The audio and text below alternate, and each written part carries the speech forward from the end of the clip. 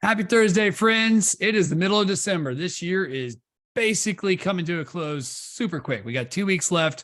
Let's go through. This was a big week. The Fed met yesterday. You guys probably all saw the headlines. They raised 0.5%. So here's the truth, guys. Here's what we're looking at today.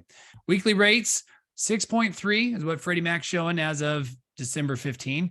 Guys, this means if you've seen like headlines and rates are back in the fives, they absolutely are and can be. This 6.3, we've done some locks here in the last couple of days this week at 6.2, 6.1, 6.3, somewhere in there with no points. That's, again, depends on the program, all that stuff, right? But this is the FreddieMac.com, which means if somebody does pay a point or, 0.8 or 0.9 worth a point, you're absolutely back in the fives. So good times are coming back, baby.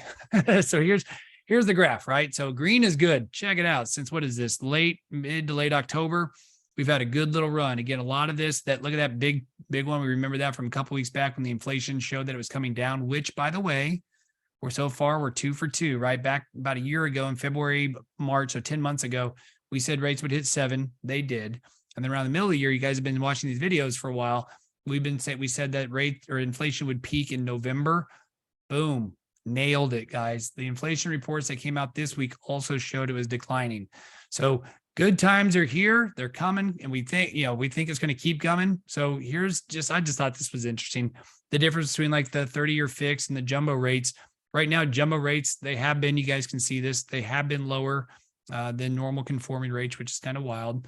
But here's the 10-year treasury coming down. Look at that move. It was above 4. Now we're about 3.5.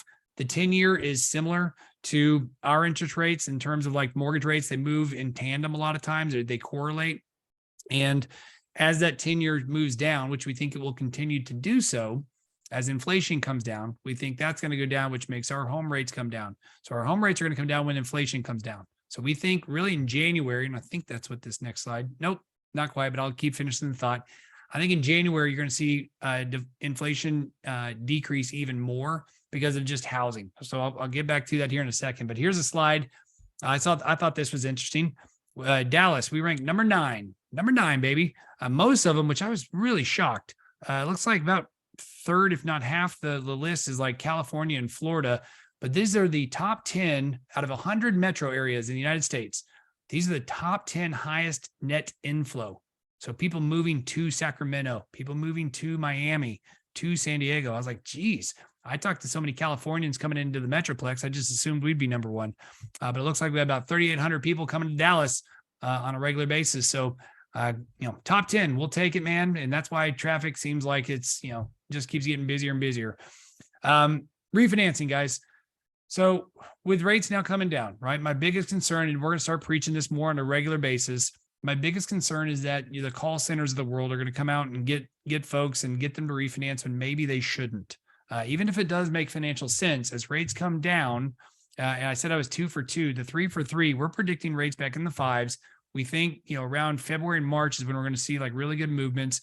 As far as whether we get to low 5s, mid 5s, I'll say it. I think we're going to get to the mid 5s, and you may say no points on that. So a lot of folks that purchased in this last 6 to 12 months may be up for refinancing. But if they refinance now when rates are, let's say, high 5s, I think if they're patient, they can do it. So if somebody somebody you love, somebody you trust wants to refinance, have them reach out to somebody, obviously us, right? If you kiss and trust us, have them reach out to us and let's run the scenarios and let's try to use a crystal ball and let's not get them to lock or commit too soon. Let's kind of do our best. We're not going to try to time the bottom, but we will say, what do we see in the future and is it worth it or not worth it?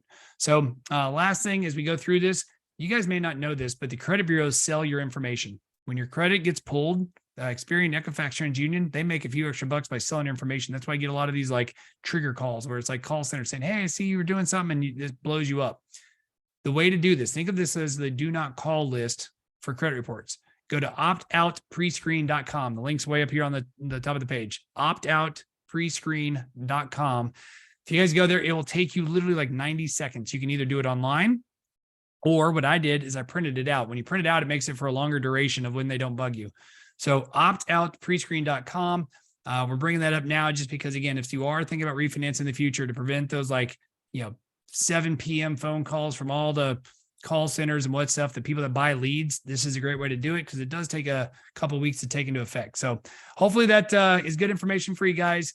Again, we do think rates are coming back down. We think inflation is going to pick up steam, and we think, or not steam, but the decrease of inflation is going to increase around January, February time period. And that's when we think rates are going to get back to being that low to mid fives, where it makes a lot of sense. And hopefully a lot of home buyers will come back out of the woodwork. So we will see. Time will tell. As always, we appreciate you and hope you have a great day.